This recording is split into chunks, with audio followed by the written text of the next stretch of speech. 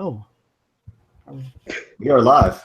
Oh, well, the thing it said James had popped up into another place and it covered up the live button, and I had no idea we were live. So. And we are. There we go. Welcome to the Carolina Weather Group. You know how we like to start things off. So always blaming me, Scotty. I know. Poor James. Welcome tonight to the May the 3rd edition of the Carolina Weather Group. This is actually our 180th show. And we're very happy to have you guys with us tonight as we talk with Nick Ulivieri. I know I just messed that up too. As we talk about weather photography. So welcome to the show tonight, Nick. We look forward to getting to know you a little bit and about your products. So before we do that, this is a live broadcast. So if you have any questions tonight for Nick, please feel free to submit those to us via Twitter, Carolina WX Group, or you can submit those on our Facebook page, and the event page will be monitoring both of those throughout the show tonight. So if you have any questions for Nick or any of the other panelists, please submit those, and we'll get to those. If you are listening on the rebroadcast, we'll let Nick share his social media pages and his website towards the end of the show, and that way you can connect with Nick that way. So again, talking about weather photography tonight. So, actually in storm season, so this is a great way to have an idea of what to do if you're an amateur as we are in storm season. I'm hearing airplanes. I'm really just thrown off tonight. So anyways, let's go down to Charleston, South Carolina. Shay, please save us before this goes downhill any further. Glad to, Scotty. Yeah, I tell you, we've had a beautiful day today. Absolutely gorgeous out there. Just low to mid 80s for highs. We had a pretty significant storm front move through the other night. A couple of trees down, nothing too severe, no hail reported, but there were some strong winds here and there, and lots of lightning. So looks like most of the models verified for that. I think the HER 3 kilometer, maybe the NAM 3, they both kind of verified on that, although the NAM 3 gets a little bit more aggressive and it's doing better these days. So I'm starting to look at that one along with the RPM and the HER 3 for our severe storm lines. Now that our sea surface temperatures have warmed up to the upper 70s, the marine layering and the destabilization of storms isn't so much of a factor anymore because those cooler shelf waters are not really fizzling out the storms as much as they used to. So with that said, we do have another system on the way. Let me know when you can see this. This is increasingly a go-to model for me. It's not always exact, but it is the NAM 3 kilometer. This sort of shows the next 60 hours as an upper low comes together and tracks up to the northeast. But you see that really severe storm line moving across the southeast region and up across the mid-Atlantic into the northeast. And that's going to be something to watch over the next day or two. I think starting tomorrow night and into Friday morning is when that is expected to start sort of pulsing towards the coastline. It may come in two waves, more of a prefrontal storm line in the afternoon, and then another hard one at nighttime. So that's going to be something to watch for. But behind this, we're entering into what's called an omega block, and that's kind of a technical term. But what it really means is that there's going to be cool air being pulled down from the north behind this low, and it's going to cool things down to very, very refreshing temperatures. So we're looking at low to mid 70s throughout most of the weekend, and highs dropping down to the low 50s. So we're really looking forward to turning the AC off. We did have the warmest April on record. Let me see if I can find that. Share that screen just briefly. I don't want to get too much into the Charleston weather, but you can see here some of the temperatures here for this was it was considered the warmest April on record for the Charleston International Airport. And that was an average combined temperature of 70.1 degrees. So that beat the old one by, what is that, about 0.6 degrees. Savannah International also broke their record by 1.6 degrees, or I'm sorry, 0.4. And then downtown Charleston got a second warmest, just shy of the record there from 2002. So, it may not have felt like it for many, but it was the warmest April on record pretty much for the Charleston forecast zone for the National Weather Service. So it's kind of significant. And I think that's going to do it for our weather. Oh, Portuguese man-o-wars, if you guys are watching in the southeast region along the coast, they have been drifting up from the south. I heard word of it from Jekyll Island a few days ago. Then they spread into Tybee Island from some of the wind and water sportsmen out there, kite surfers and sailors, seeing them out and about. And now they've shown up in Charleston. and people are starting to take pictures of them. So if you go into the waters, even if you're wading into the waters, be very cautious about your surroundings and keep an eye out for those little blue bonnets floating across the top of the water, because their tentacles can trail up to about 6 to 8 feet. You don't want to get wrapped in them. Back to you, Scotty. Wow, 6 to 8 feet. I learned something new tonight. They get really, really long in the deep Pacific, where these man-o-wars can get up to about 2 feet. Almost, they get really, really big over there. And their tentacles, I'm not sure how true this is, but I remember reading some stuff when I was little about tentacles trailing as long as 100 yards. So the really big man-o-wars have trailing tentacles that go on for, dozens of feet, at least for some of the bigger ones in the Pacific. We don't have to worry about that here. They're usually pretty small, 3 to 6 feet worth of tentacles. So, but they pack a punch and they will hurt you. And if you're allergic, you'll have to go to the emergency room. So we want to stay away from those and tell people to be on the alert for them. Wow, very interesting information from Shay tonight. Thanks, Shay. And talking about the warmest April on record, that was also duplicated in Charlotte, North Carolina. And that's where we found our good buddy, James Brierton, who was not with us last week, but he's back with us this week. James? Yes, I was in New York last week, Scotty, and I'm attempting to find a picture to share with you all to bring you up to speed a little bit on that, because it has been fairly warm and fairly lovely here. But I was in New York visiting family and on business. And if you're watching on Facebook Live or on our Periscope simulcast tonight, there is a picture of mom's flowers blooming outside the house on Long Island. It was a fairly nice week, fairly warm week. Although I was kind of reminded about how cloudy and rainy and miserable it can be at times in the Northeast during what is still the early spring months. But I think when we get to Peter in a moment, he's going to tell us all about the lovely aspects of being up at north. No pollen, and there are some pluses to that. But I do also want to let everybody know, as Scotty mentioned, we are live tonight on YouTube, as we always are, and of course our podcast each and every week. But I feel like every week we are trying something a little new out. So we are on Facebook again tonight, our enhanced broadcast on Facebook. So hello to Meredith and Perry, who are watching there. And also tonight we are simulcasting for the first time on Periscope on Twitter. So if you're watching on any of those platforms, hello to you. We'll watch for your comments and questions there as well. Scotty? James has got us covered from A to Z, let me tell you. I'm out of devices now. Those are all my mobile devices. And hello to Meredith. That's Meredith Kinnerty in Charleston. I grew up in the same neighborhood with her, and friends with her brothers, Jay and Patrick. So Meredith, we always appreciate you watching, and I love how avid you are about the weather and how plugged in you are. And if you have any questions, just ask. Yes, very much. Thanks for all those who are watching tonight on the various platforms that we're broadcasting on. Let's go up to the Northeast a little bit, as James was talking about. It's so nice in Peter's yard or backyard that he's in the backyard tonight. And I actually think I've seen some squirrels up there earlier, and that's what got me distracted. Yeah, well, there's a rabbit eating grass to the left. There's chipmunks running around. There's birds that are probably going to poop on me at any moment. So, yeah, it's going to be a great show tonight. Yeah, it's been kind of miserable around here lately.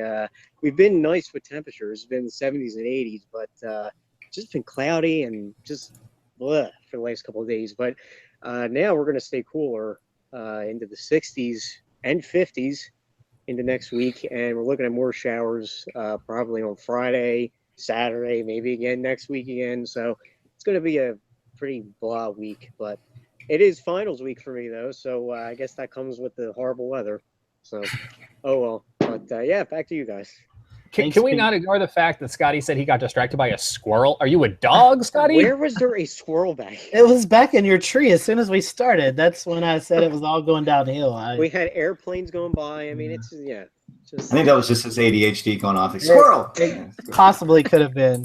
It really could have been. No joke. Anyway, let's talk about North Carolina weather before we get to Nick. It has been kind of busy. And Shay, you alluded to the severe weather that could be moving through late tomorrow night into Friday morning. That is a primary concern. I think the SPC has some slight and a marginal slight risk out for parts of the Carolinas into Georgia. So that severe weather threat will be taken serious, as well as the flood threat.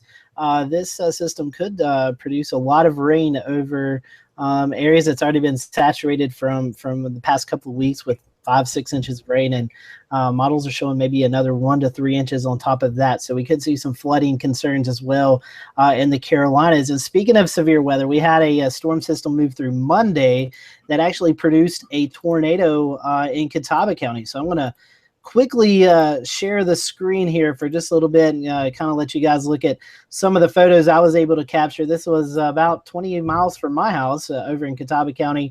EF0 with the winds of 85 miles per hour was recorded, almost EF1. I mean, if it had been another mile per hour, it would have been an EF1. But this house right here, the family had just moved into this house about 2 weeks prior to the tornado happening. So it is now condemned.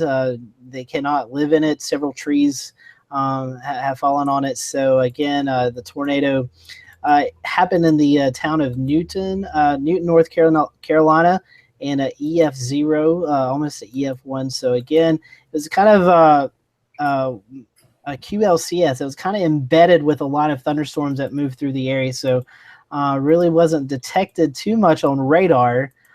We saw one scan of rotation, and then the next scan, it was gone. So kind of a quick hitting tornado, but again, it created damage in this neighborhood. 2 homes were deemed unlivable, and the families there now have to relocate, and hopefully they're being able to do that. So severe weather moved through Monday with another chance of severe weather here in the Carolinas late tomorrow night into Friday. So Scotty, tell us about the history of tornadoes in that area. I mean, when was the last time this happened, and how often do this happen? So Western North Carolina is not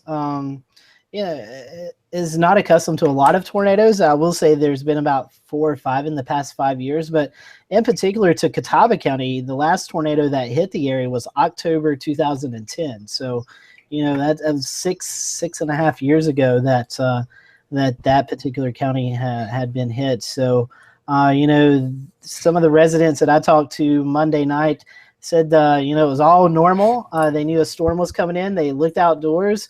Visibility was almost zero with the wind and the rain, and they heard that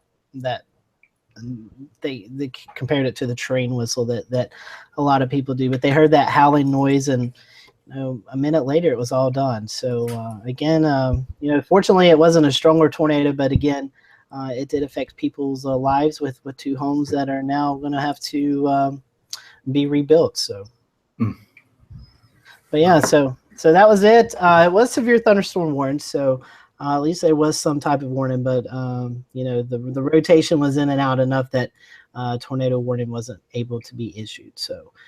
That's what it's been like here in the western part of the state of North Carolina and South Carolina. So let's go up to our guest, Nick, who is in Chicago. Nick, sorry about the long intro there, but it's no problem. We'd like to bring you in, kind of tell us what's going on in the Chicago area, and then introduce yourself to our listeners. Sure. Well, Chicago has been pretty gloomy and wet the past few weeks, especially really the last week or so. I think pulling up my numbers here. It was the 9th wettest April on record for the city. We got over 6.4 inches of rain, and it seems like that all happened in the last 2 weeks. The beginning of April was a little bit nicer, but we did see a little bit of sun this morning, which was nice. It's been a pretty dreary, like I said, couple weeks. I think we're going to get a little more rain here this weekend. Central and southern Illinois has really been having a time with rain and flooding, but hopefully that pattern moves out, and next week we can get some sun because we all need it up here. Yeah, very, very much so. So Nick, we'd like to we brought you on. We're kind of focusing on weather photography tonight. Yeah. You are one of the best photographers out there. So first of all, before we kind of talk about some of your products and what got you interested in doing weather photography, kind of tell us the history of you of how you become a photographer. Yeah, so really, like my weather photography and photography in general all kind of happened around the same time. I've always been a pretty creative person. I took a lot of art classes in school and always liked to draw. And then come college, I went into business school, thinking that's what I needed to be successful in life, and kind of left the creative world behind. But eventually, I stumbled back into it. My dad, he's from Italy. We have family there, and in 2009, we took a family vacation, and I agreed to play family photographer. Trains coming by, because I live right by the tracks, so we have trains and airplanes. I played family photographer, and for the 2 weeks we were there, I couldn't stop taking photos, and I really fell in love with the medium. It was sort of the medium that I never really experimented with, but it just clicked, and ever since, I've been taking photos ever since then. And about a year and a half after that, I started my own commercial photography business. And so, tell us how. I mean, weather is a very photogenic thing. We can all take weather or pictures of clouds and storms and stuff like that. Did you have a prior interest in weather before you got into photography, or is this something that you got a couple of good shots and you're like, man, I could really market this? Yeah, I think like I was saying earlier, that photography and weather photography to me kind of happened at the same time. I caught my first bolt of lightning on that trip to Italy, and it was kind of one of those lucky shots where I saw a storm rolling in the distance, and I was just trying to snap off frames to catch a bolt of lightning, and I did, and it was pretty awesome. I was like, I should try and do this more often. And then as I continued to progress in my photography and continue to take photos of storms, it really gave me an appreciation for weather and the atmosphere, and just really the science behind it and how beautiful it is. I mean, there's so many cool things about weather, and taking photos of it, that it forced me to learn more about weather. And by learning more about weather, it also helped me in my professional photography career, because I do a lot of architectural work, which is all outside. So, getting those picture perfect days where you have these, nice puffy cumulus clouds, or sometimes those really high cirrostratus or cirrocumulus clouds, that's something I also hunt for. So as much as I love photographing storms, kind of getting the perfect light on the perfect sky is also really important to what I do. Very cool. I was trying to unmute my mic there. So talk to us a little bit about, where has your artwork taken you? I mean, where's the photographers? Is there, are they getting used in weather forecasting material for colleges, or different news stations or anything like that buying your photos? Yeah, a lot of my weather stuff is mostly for fun. I mean, if I can sell prints of it or license it for use, that's great. But really, it's mostly shared through news outlets. I share a lot of stuff with the local network WGN here. They've got really awesome news forecasts. You guys know Tom Skilling, probably.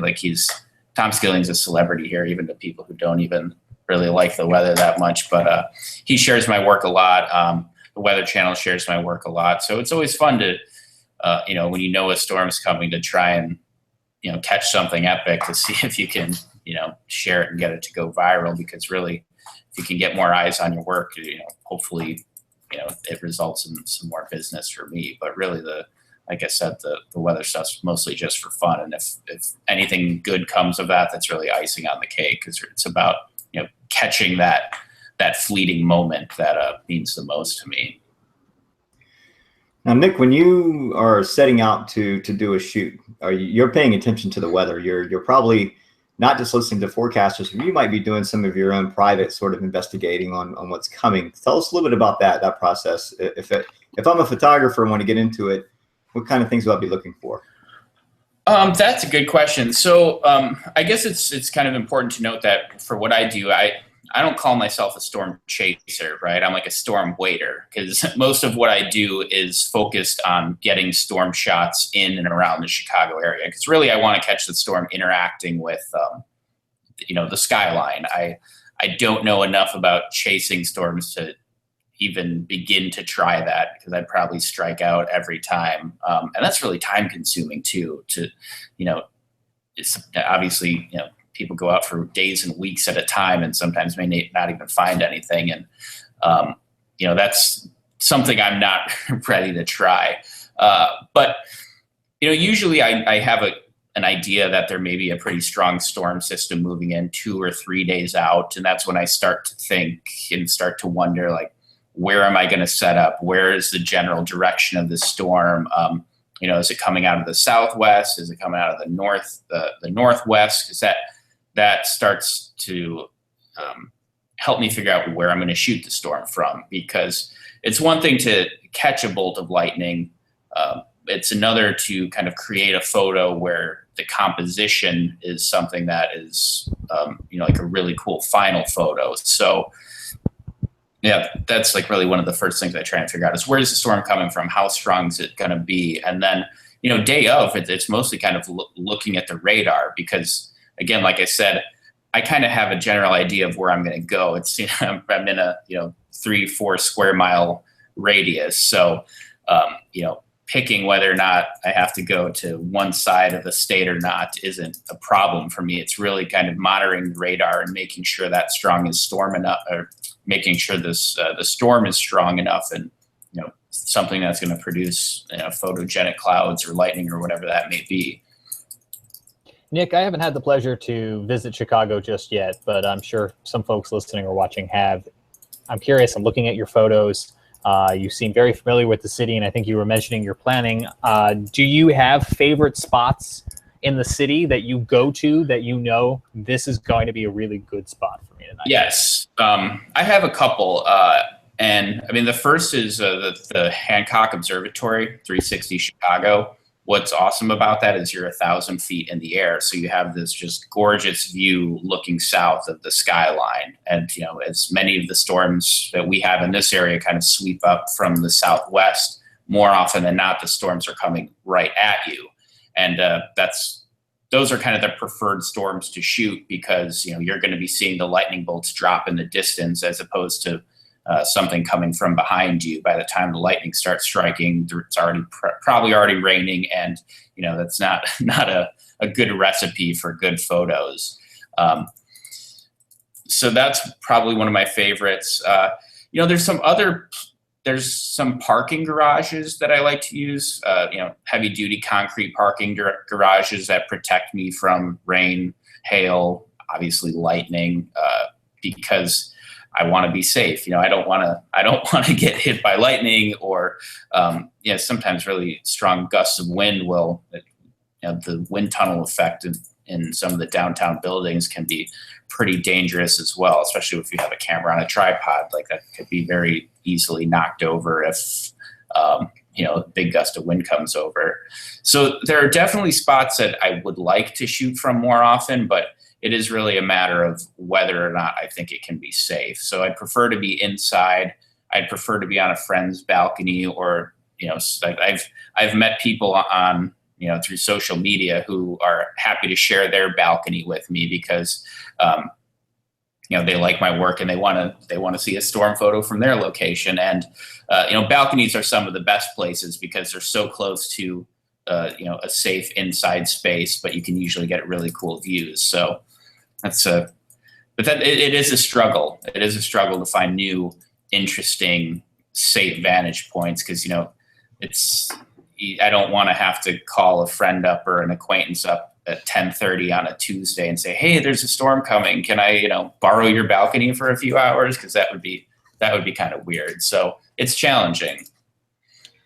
And so, Nick, Chicago gets all types of weather, anything between vicious winter storms to severe weather, tornado outbreaks. Is there a certain type of weather that you like to focus on more than the other? I mean, I think thunderstorms are probably the most fun because those can give you some of the, the most gnarly light, and lightning, of course, hitting the buildings is sort of the holy grail that every time there's a big storm, it's what I want to try and catch. But, we are really lucky that we have kind of the full gamut of weather. The winters are really fun to photograph, especially when the lake freezes over. There's some really interesting phenomenon that you can get there. particular when the Arctic air comes in. A few years ago, we had the Arctic sea smoke rising right off the lake in the harbor, and there's this. It almost looked like a layer of fog hugging the ground, but really it was ice crystals just suspended in the air. And as you looked off to the east, you can kind of see those rising into the air, and which then formed really massive lake effect plumes in Michigan. So. It never gets boring, just when you're kind of tired of one season, the next one kicks in. But we do have a really beautiful summer, and right around September, October is some really gorgeous weather as well. So, the winter storms are great. The thunderstorms are great in the summer. And then we do have a few weeks and months of nice weather, despite what many people think. And Nick, you were talking about this a little bit earlier with the many outlets that share your photographs. Have you been able to kind of connect with any of the local meteorologists in Chicago, and you guys kind of talk about weather or bounce ideas, or maybe maybe you've asked them to go out with you and film some of this or take photos? Yeah, I mean, I'm friends or acquaintances with quite a few. I think Mike Hammernick is probably my best Twitter weather friend, if you could call someone that. He works with WGN at WGN as well. But he's someone who I ask questions of all the time because I want to learn more. There are times where I photograph, interesting cloud structures, or I've got these kind of mesocyclonic clouds wrapped in lightning. And at the time I was like, I have no clue what this is. So he's a guy who I use as a resource to kind of help me learn more about forecasting and planning, so that I can get myself in a better position to get better photos. I think that's fantastic that you sort of cross-educate yourself, because you're already learning about photography and you have a lot of terminology, a lot of equipment to remember and to deal with. When you get into weather, boy, it's like a rabbit in the rabbit hole. It never ends. So it's really good that you've gotten yourself acclimated with that. So I'm really interested to see some of your work, if you wouldn't mind sharing some and just kind of talk about some of your best photos, or just any of the photos in general. Yeah, I'll do the screen share and swap my screens, and I've got a bunch. And if you see any of them want me to, we'll figure it out. But yeah, I'll share some stuff, and we can talk about it. So hopefully this works. Okay, so we're gonna go over. Can you guys see this? Yep, we got you, and you are presenting to everyone, so you're good. Cool. So this photo you're looking at is that first photo of lightning I caught in Italy. It's that little stringy one hitting the mountain over there. But I was really fascinated with the clouds and this lightning at the time, because I'd never caught it before. And like I said during that trip, but I don't know what it was about, just picking up a camera and learning about photography, that all of a sudden I appreciated everything I was seeing more than I did before. I feel like I can't remember my life before photography, because for whatever reason I didn't pay attention to things around me. But now, that's something that is really important to everything I do. So yeah, this is my first bolt of lightning ever. Let's see. This is a shelf cloud. So when you hear it, I don't know if you heard the trains going by, this is what my balcony looks over. This is south, so I don't have a skyline view, which makes it doubly challenging for me, because if I do want to get those skyline lightning strikes, I have to go out and find a good, safe vantage point. Some of this stuff on the left here is a lot older, but let's see, this is actually a pretty cool shot. So Mammotus clouds are really cool, and I hadn't seen them before. Maybe I saw them one time before this, but at the time I was shooting this storm, this is another one from my balcony. That's where I really practiced a lot before I started venturing out to get the skyline type photos. As the lightning was striking, I couldn't see the Mammotus clouds kind of at that higher altitude under the storm clouds below. But, because there were a few lightning strikes, it was illuminating that whole shield above it. And again, like I said, I couldn't see it with my eyes at the time, but it wasn't until I got the photos onto my computer and started kind of tweaking them that all of a sudden those mammatus clouds kind of became a lot more apparent. Yeah, Nick, that's actually kind of amazing. I don't think I've ever seen lightning in mammatus clouding. They're usually more of a benign structure. Yeah, but that is wow. That's a first for me. I think. Let's see, was this different? Oh, that was not the same one. Okay, let's see. So this one is one of my favorite lightning strikes that I've gotten to date. What I think is so cool about it is that it's actually not hitting any of the tallest of Chicago skyscrapers, and it's actually kind of dipping down into the city. What I think is really neat about this one is that helps add a lot of depth to the scene. The way it's kind of lighting up that little heart area of the city just makes this photo seem like it has a lot more, like many more layers to it. Oftentimes, when lightning hits, I catch lightning hitting the tower tops, you don't really get that depth. And this is also taken from the observatory at 360 Chicago at the Hancock. So again, I'm 1,000 feet in the air looking down onto the city. So that helps add depth as well. What's really cool about this particular lightning strike is when we zoom in, there's multiple strokes to this one strike. And I have this kind of turned the exposure way down and tried to recover the highlights, but you can see at least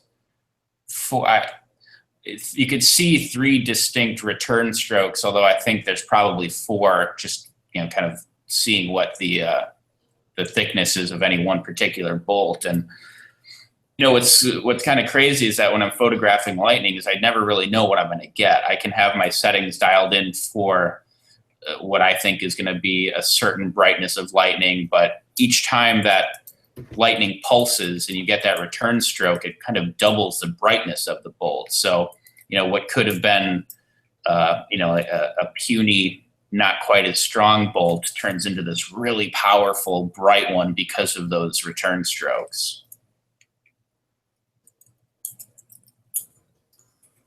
Wow, that's incredible.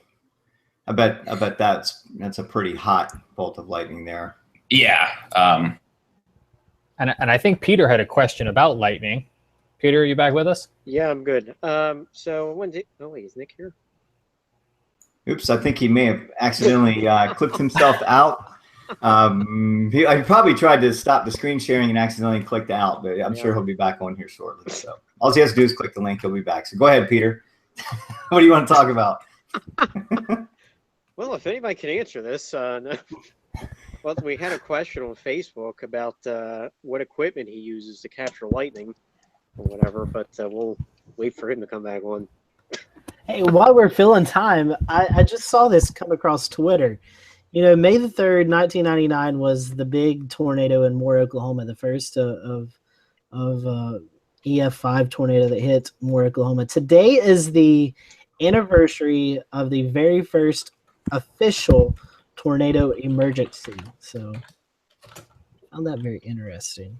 Today was kind of like the birthday, 1999, of the very first tornado emergency.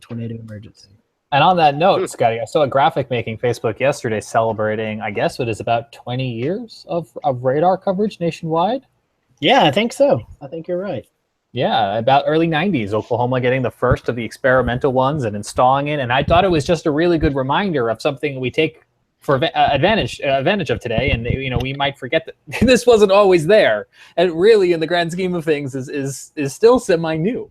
We talk about radars and things we see, things we don't see. Just a couple weeks ago during coverage, we were talking about sales and how they introduced sales, and you can get lower scans more frequently. And I mean, that thing's only like 2 years old, sales.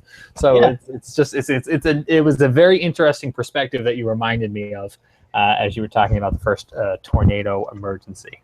And James, we had John Jensenius on with us a few months ago talking about lightning. And I think that picture that Nick just showed us of the lightning not hitting the top building, is a good example of lightning doesn't always hit the tallest object, And it will strike the same spot twice. Exactly. Yeah, it definitely will. Yes. I can do it 10 times. So, Scotty, I don't know if you would send Nick a quick email and let him know. Just click the link to come back in. Yeah, I'll do that. While we're waiting, I do want to show this. And Meredith Kennedy actually asked if I would talk about the weather for tomorrow. I did graze on it a little bit, but it looks like our thunderstorm area has hatched to slight, and that goes across the mid-state down to the lowlands. That could easily shift to the coastline by the time we wake up to tomorrow morning. This forecast could shift a little bit more eastward. So we'll be watching the SPC categorical outlook for convective activity. And this, like I said, goes on for tomorrow night and into Friday morning. So you could wake up Friday morning to some residual rains and storms, maybe some squall-like activity, but most of it's supposed to happen between, I would say, sometime between 8 and 4 in the morning. So we'll run that 3 kilometer. We'll run the NAM 3K again, just to get an idea of that storm line. It looks like it's fairly thin, and when it comes through, it's gonna be pretty powerful. And behind that, we have cool southwesterlies pulling in the wraparound flow around that low. So that's kind of our weather. You know, today it started out as marginal on the Storm Prediction Center.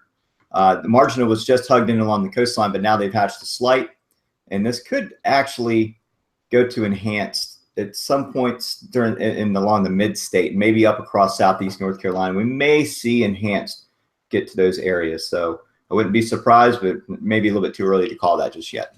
And you know, Shay, Meredith is asking, is there anything to be worried about? And I think the answer is this is not the most serious weather outbreak we've ever seen. I think it's kind of summer-like, but you know, being prepared and being aware is always good. Is that right? That's right. Yeah, I think lightning and strong winds will probably be our two main concerns. Maybe small hail. It depends on what the SPC is seeing with the National Weather Service Charleston, which we always tune into them. Rob Fowler, of course, you're a big fan of Rob Fowler's and all the other news guys here. We'll all be kind of putting in for this tomorrow to talk about what the severe threat will be for tomorrow night. But I think for right now, lightning, strong winds, possibly small hail might be the things to really watch for. I don't think we're looking at any tornadic activity. I think most of that will be pretty much located inland, maybe mid-state. There may be some small percentage. In fact, we can go ahead and take a look at that for probabilistic. I'm going to try to go to, I'm forgetting how to do this. There's the categorical probabilistic. Oh my God. And you know, shame on you. You know, Shay, it's all dependent on where that warm front moves into the area. James, where you and I are, you know, we're expected to kind of be wedged in tomorrow. What else is new? Yeah, right. Carolina and wedge. The Carolina wedge. But depending on how far that warm front moves, the latest models are showing right around the 85 corridor, Interstate 85. So along Charlotte, south and east could see that severe weather threat. But if that warm front moves, you know, further north to the I-40 corridor, you know, that could bring in more possibility of some severe weather. It's like they put the city right there so that we could be like, okay, so snow is going to be north of Charlotte, south of Charlotte, no snow, severe storms to the west of Charlotte and not to the east. It's like, I swear, it's like when I lived in Athens, Georgia, there was a rain bubble around the city. And they were and even the power outages sort of kind of go around and from west to east, right? Yeah. It's crazy. Are we going to go back to Nick? Oh, here comes Nick. I was going to ask Peter about his backyard and his Nickelodeon shirt, but stay tuned for Carolina Weather Group After Dark. We'll talk about Peter's outside. I think Nick is reconnecting. How long was I out there for? Oh, about 30 minutes. Jeez, it felt like it. Is this the Twilight Zone? What is going on? We had to fill, so we're good now. Oh boy, I was like just talking about these photos, and I'd kind of wait, and then I'd go to the next one. I'm like, oh, just keep talking about these photos. So eventually, I was like, something doesn't seem right here. We had you through the conversation about the multiple strikes of lightning, about not hitting the tallest building. Oh boy, I think we lost you somewhere in there. The return strokes. So I think we're ready for the next one after that. Oh, geez. Okay. So we didn't even get to see, you guys didn't even get to see the rainbow? Nope. No. Oh boy. Okay. All right. So So I guess we're good to go then, huh? What happened? Did I cut out? I don't remember doing anything. It was all James's fault. It was No, James's it wasn't fault. my fault. No, You could blame me. It's my first time ever doing a Google Hangout. I'm happy to take the blame. No, we just blame James. Yeah, okay. that's fine. Well, sorry about that if I did do something, but all right. So, all right, I'll restart. So, screen share, desktop. All right, you guys see this? Yes, we do. Okay, cool. Oh, I can't believe how much I talked before that happened. Okay, so then this photo was taken about 15 minutes after the lightning strike photo. It's pretty cool because, you know, this was actually taken in late afternoon when not that many city lights were on yet. So you have this really cool, you know, mix of this darkened city, almost like there was a partial power outage with this massive bolt of lightning striking. And then, you know, 15 minutes later, that storm pushes off to the east and the sun comes out, and all of a sudden there's this giant double rainbow. And not only was it a double rainbow, but it started to create a full circle. I had seen a couple circular rainbow photos before I kind of understood the physics of it, but it didn't quite dawn on me that if I was up at the Hancock Observatory and you got a rainbow, you would be able to see part of that circle. So I mean, here you can in the middle here is actually the tower's shadow reaching out across the lake, and then there's a little bitty piece of lightning out there in the sky over the storm, which was on its way to Michigan as it made its way across the lake. That's fascinating. Yeah, it was really cool to see because I didn't. Let's see if I go over here and we go to a chronological look.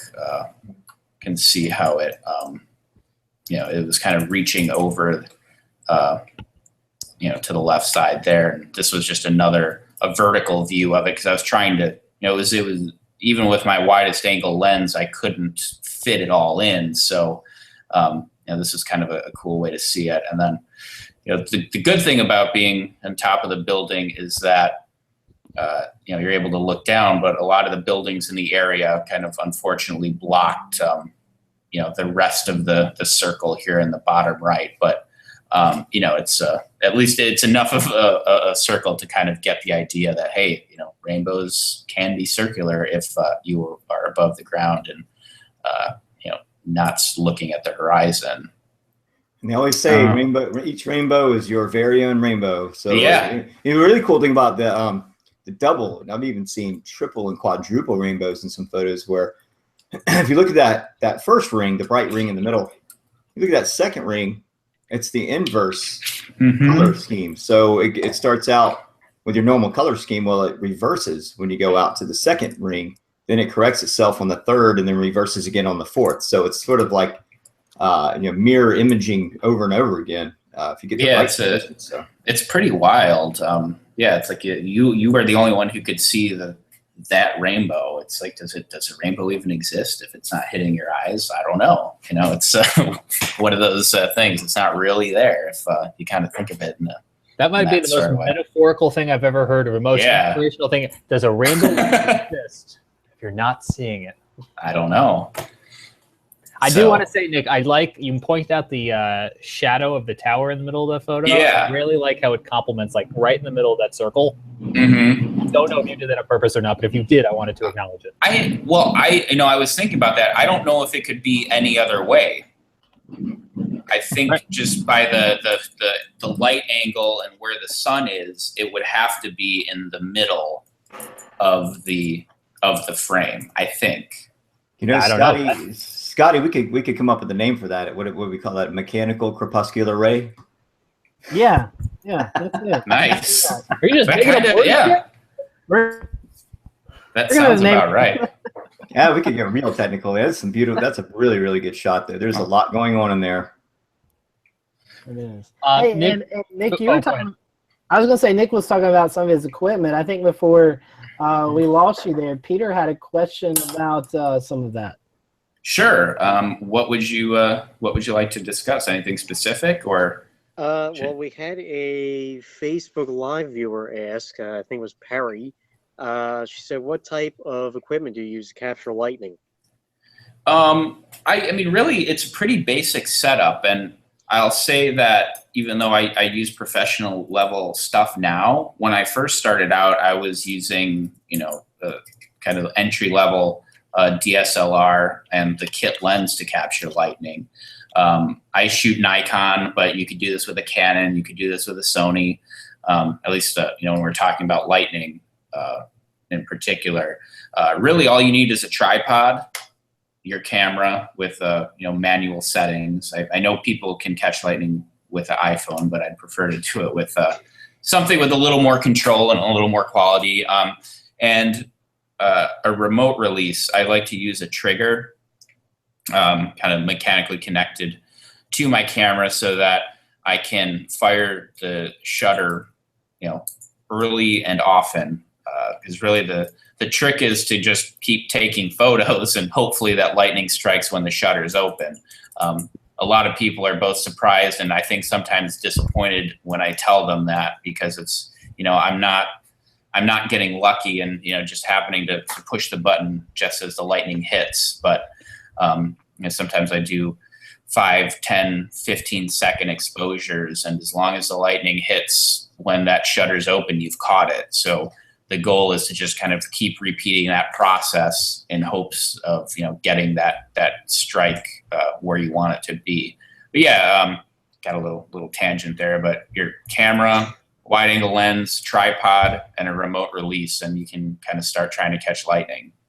Nick, I'm curious, as a follow-up to that, when you go out, how many photos are you taking? And out of that, how many photos make the final production? I mean, sometimes it's 400 or 500. It's a little crazy. People have asked me if I do time lapse of that stuff, but I don't, because I mess with settings and I adjust. I zoom in. I move the camera to where the storm's moving to, because you have to adjust to what the storms are constantly changing. So I have to make a lot of adjustments. But sometimes it could be upwards of 500 frames. And it depends. I mean, there's been times where I've gotten 10 or 12 good shots. Sometimes it's 2 or 3, and sometimes it's just none. I've gotten to the point where, like I said earlier, it's like, once you learn to capture, starting when you first start out, it feels great when you can capture the lightning. And I have plenty of shots where this lightning is kind of squiggling off the side of the frame, or it's not really powerful at all, and it doesn't even, it hardly is even as bright as this one in the middle of the screen here. It seems like the more I do it, the less photos I end up getting. I think just because I'm kind of more critical of, what I'm trying to catch. So I hope, I can always go back and show some more photos, but I didn't know if I was, taking up too much of the, is that? Okay, there. Oh, yeah. That's really cool. That's, I remember taking like a photography class in high school, and we used black and whites. We developed our own film, and having the sugar. What did you call it? I can't remember what it's called. The remote trigger or remote release sometimes. That was relatively new at the time, and starlight filters like the one in that lightning shot. There's all kinds of filters you could do, but technology has advanced so much today. Are there cameras out there that just will snap the photo as soon as the smallest bit of light comes, or is there any kind of light detection that it will just take a bunch of pictures? There are lightning triggers. One of them is by Nero Trigger, and they sent me a couple to try, and I was supposed to give them a favorable review and a review in exchange for the product, and it didn't really work that well. And I think it's possible.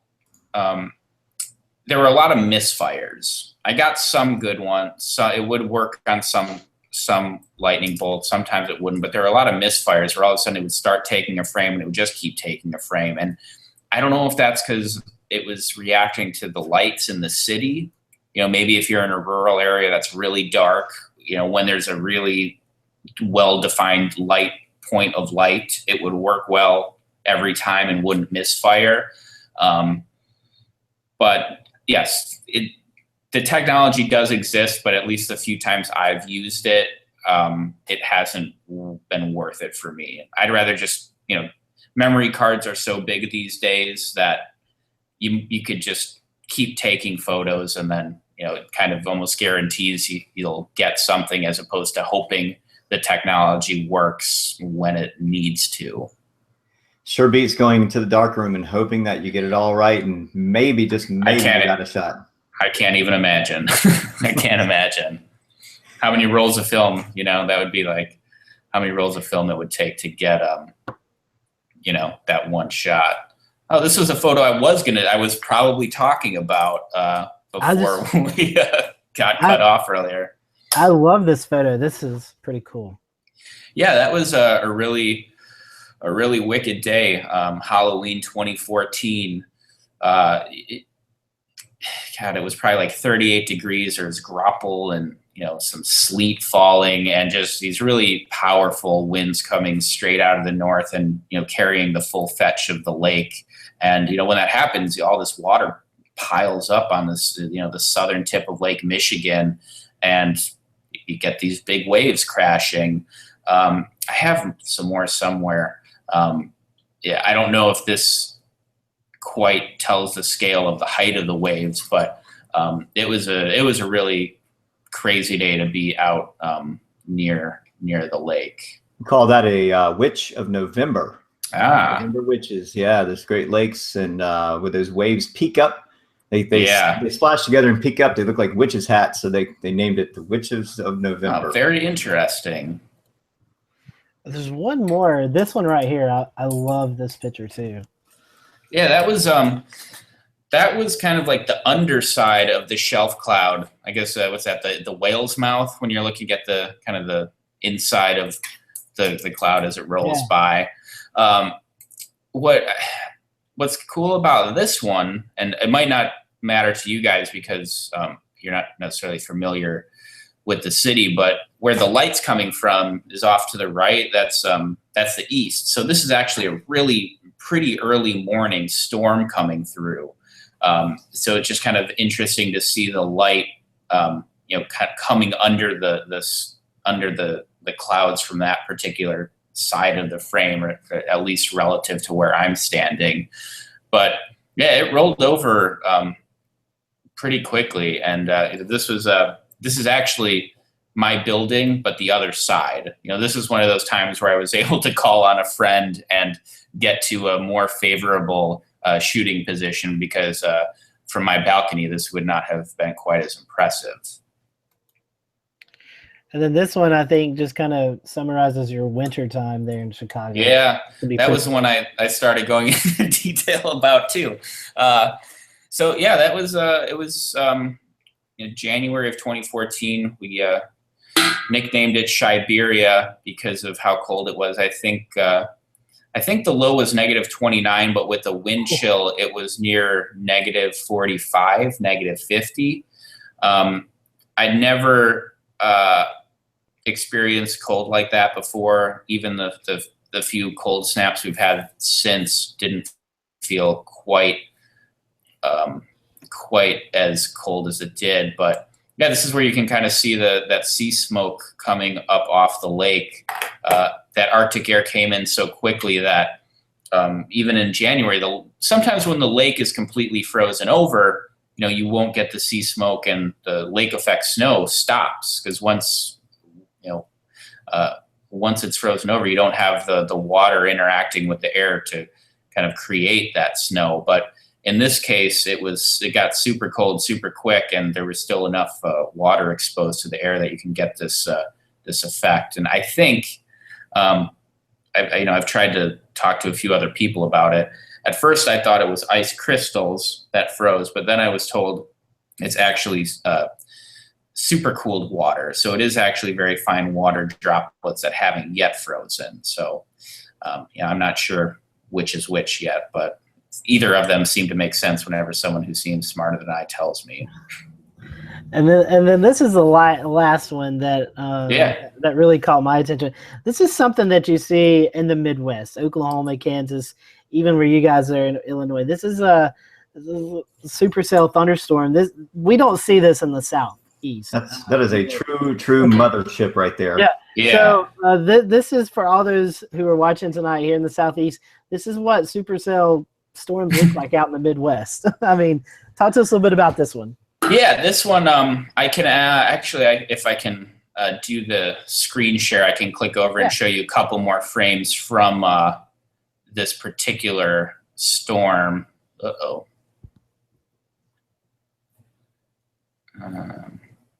Okay, you guys seeing that all right? Hello? Yeah. Oh. Yes. Okay, cool.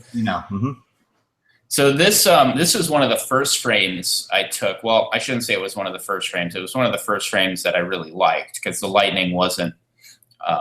It was actually really pretty intense, and the lightning was going off pretty incessantly. But this was one of the first frames that I got that everything came together. We had the interior of the cloud illuminated, that bolt coming off, and then you had this gnarly looking scud cloud down towards the ground. And I think this was probably tornado warned, or at least a tornado watch on this particular night. But what was great for me is that it was far enough away that it didn't rain a drop by me, but it was close enough that you could see the overall system without it being too far away. Sometimes you see these thunderstorms that are 40, 50, 60 miles away, and you just, the lightning of it, it's too faint and too distant for good photos. But this was sort of I guess you could call it the perfect storm of situations, just because of the distance to the viewer and the strength and intensity.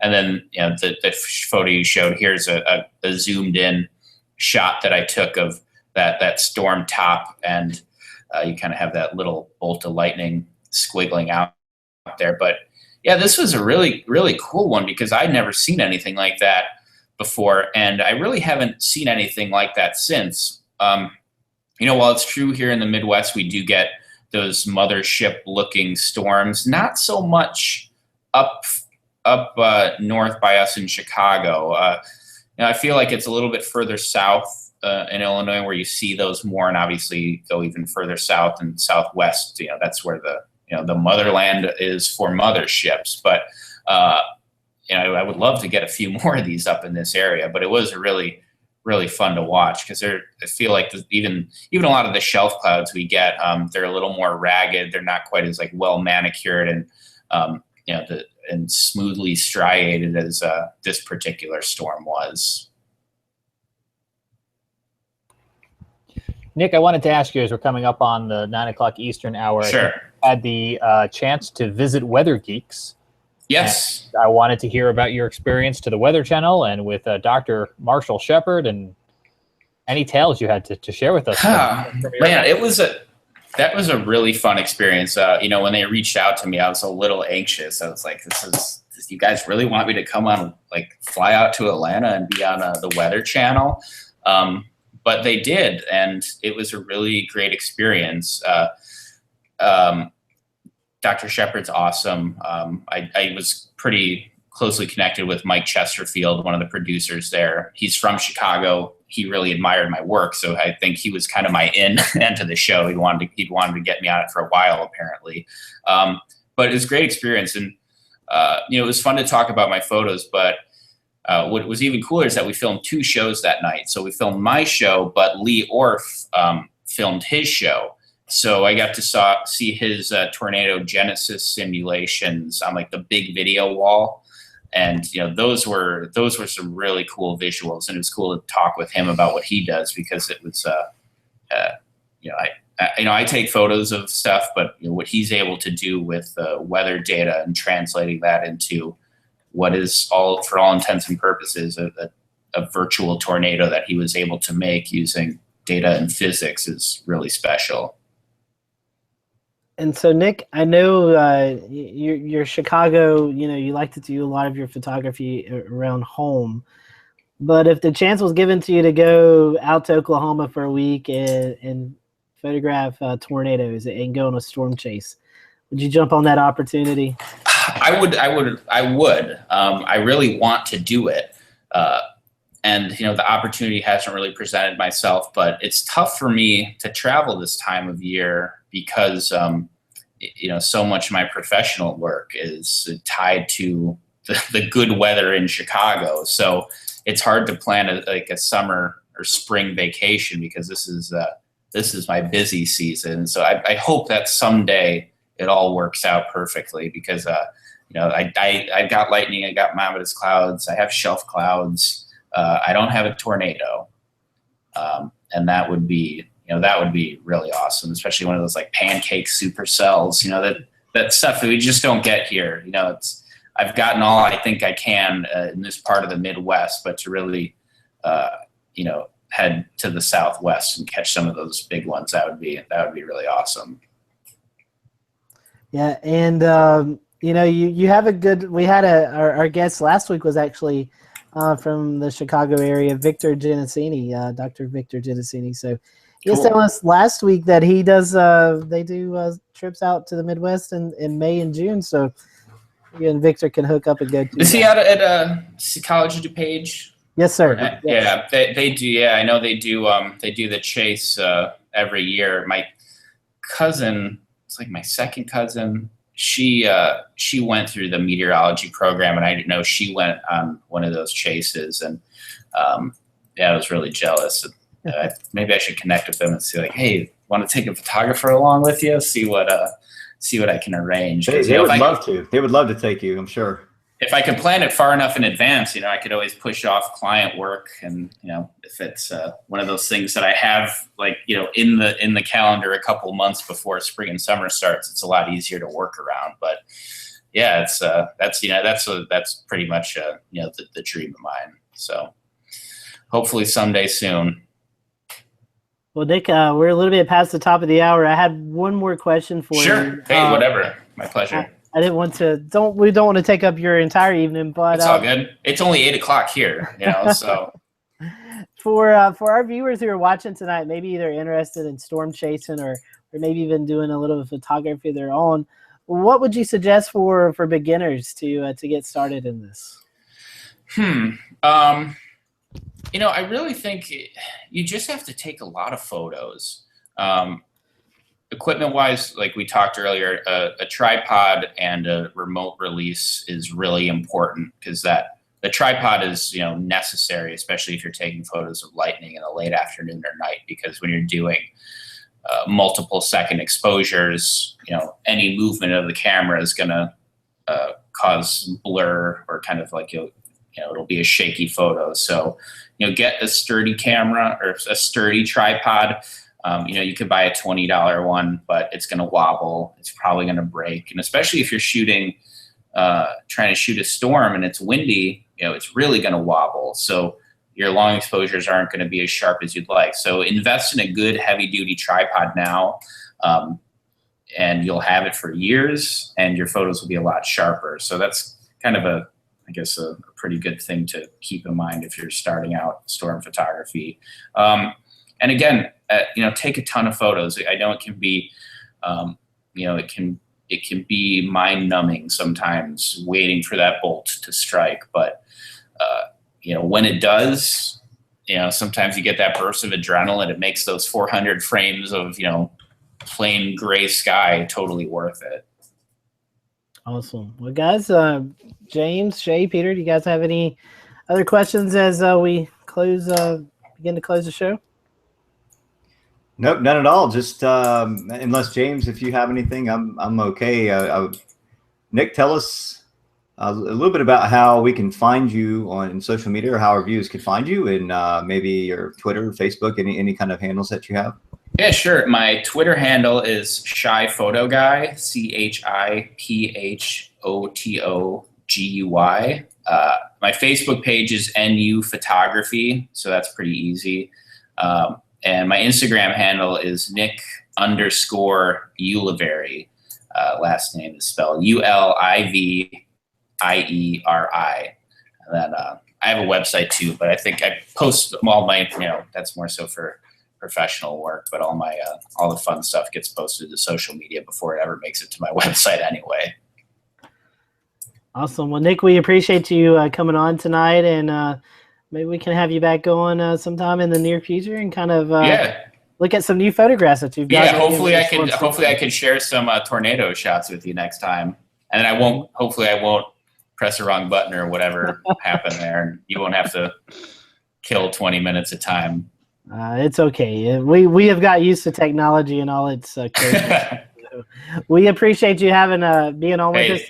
Stick around. We'll thank you after the show. So cool. We appreciate you, Nick, coming on tonight. Next week, guys, I was kind of left hanging. I don't know for what our next week's show is. I know Ricky said that we may have to reschedule that. So we are expecting to talk with several meteorologists out of the state of Georgia about the severe weather that's affected them over the past couple of months. So that is what's on tap. I'm not sure if that's going to continue. I just seen in our little group chat that we may have to reschedule that. So besides that, Shay, you have been in contact with our good buddy Levi Cowan, and looks like he's going to be joining us for a hurricane show. That's right. Wednesday, May the 17th, 8 p.m. Eastern time. We will have Levi Cowan of Tropical Tidbits come on, talk about the upcoming hurricane season and what his thoughts are on what to expect. So there's a lot to cover there. It gets pretty technical. So if you're really into tropical meteorology and or just fascinated with it, it'd be helpful to join in, ask lots of questions. He's always very happy to answer. But we'll be talking about El Nino. Are we going to have a return of El Nino this year? It looks favorable. In fact, the waters are warming up now. It looks like anonymously warm waters are starting to become more of a factor for El Nino. But yeah, we were expected to stay neutral through at least late summer, maybe fall. But we'll have to wait and see what happens. But that could mean some significance for the Pacific, maybe a quieter Atlantic. We still have yet to hear from NOAA on their hurricane predictions. We've heard from some institutions like NCAR, I believe. Who else is it? A couple of other places that they've put out their hurricane forecast season. Weatherbell put out theirs, and so everybody's calling for an average to below average so far. So we'll wait to see what NOAA says. That should be coming out sometime in the next couple of weeks. I believe they usually come out in May, ahead of the hurricane season, which starts June the 1st and lasts through November the 30th for the 2017 hurricane season. So we've already had one. That was Tropical Storm Arlene that developed out in the Atlantic and kind of an interesting latitude. So the next one's going to be Brett that forms, and we'll have to wait and see what happens. And Shay, talking about hurricanes, I have been emailing the National Hurricane Center back and forth today. We're hoping to get someone on from the National Hurricane Center in June, I think June the 21st, to kind of talk about what they expect the hurricane season to be like. So be watching for that. Jim Williams from HurricaneCity.com will be joining us at the end of May 31st.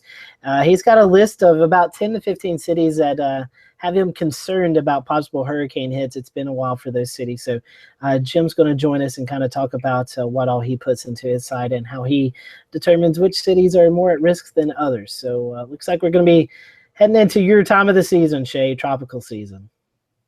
So yeah, well, I hope we don't have any landfalls like we did last year. Last year was kind of messy in the southeast. We had several systems hang up here, and then we had one hurricane hit Florida and another one hit the East Coast, and it just kind of a mess in the southeast overall. So we were hoping for something not quite like that. But if we move more favorable towards El Nino, chances are less likely. Last year we were coming out of El Nino into more of a neutral phase and towards La Nina.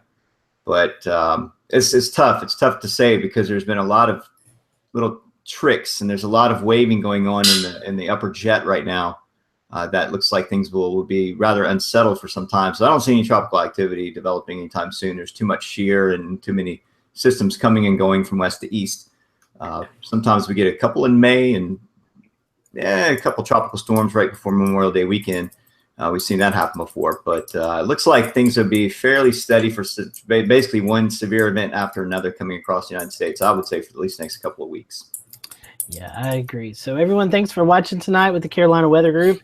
We appreciate you watching. We'll stay tuned to our social media accounts. We'll kind of let you know what's going on next week with the pending show. And if not, we just may be here to talk a little bit. So thanks for watching tonight. We really appreciate Nick coming on. So make sure to go visit his website and his social media accounts.